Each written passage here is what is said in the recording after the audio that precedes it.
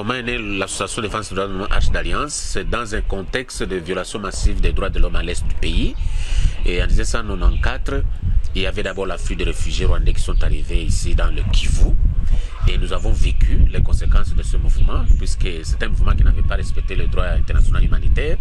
Les gens sont venus avec des armes, il y a eu l'insécurité. Nous avons observé, et c'était dans un contexte de conflits communautaires très tendu, les communautés ethniques.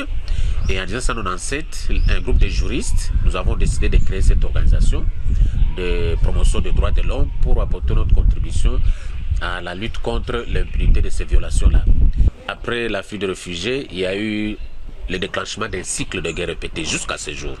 C'est dans ce contexte d'insécurité que l'organisation évolue avec des projets qui s'adaptent à ces contextes pour essayer un peu d'apporter des réponses aux problèmes des victimes de violations de leurs droits. Nous commençons d'abord par le monitoring des violations des droits de l'homme. Nous créons des bases de données. Sur base de ces éléments-là, nous concevons des projets pour assister les différentes catégories des victimes de violations de leurs droits. Pour appuyer ça, nous vulgarisons les lois, parce que nous avons constaté que l'une des causes de violation des droits de l'homme au niveau des autorités, c'est l'ignorance par la majorité des Congolais, non seulement de leurs droits, mais des lois en vigueur. En plus, nous faisons la sensibilisation et nous menons le plaidoyer pour améliorer le rendement, non seulement du travail des autorités étatiques, mais la situation des victimes de violation de leurs droits.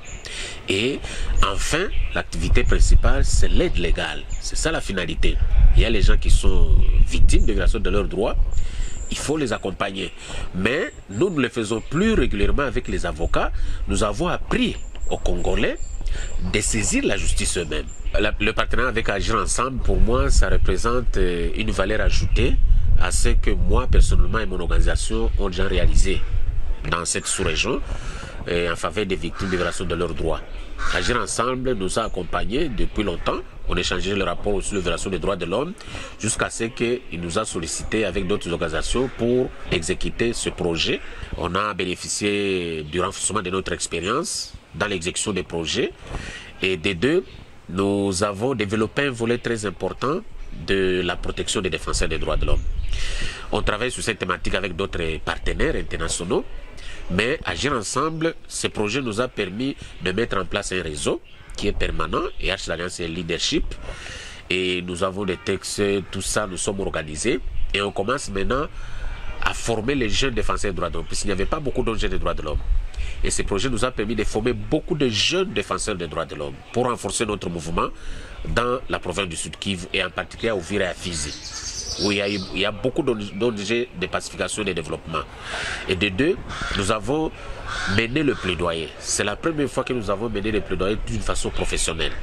On a un plan de plaidoyer qui a 10 points, on exécute et les actions ont abouti facilement. Et la dernière action, c'est celle que nous avons menée en Europe, toujours accompagnée par Agir Ensemble pour les droits de l'homme. Et pour nous, c'est une valeur ajoutée à d'autres appuis qu'on a bénéficié de ONG internationales.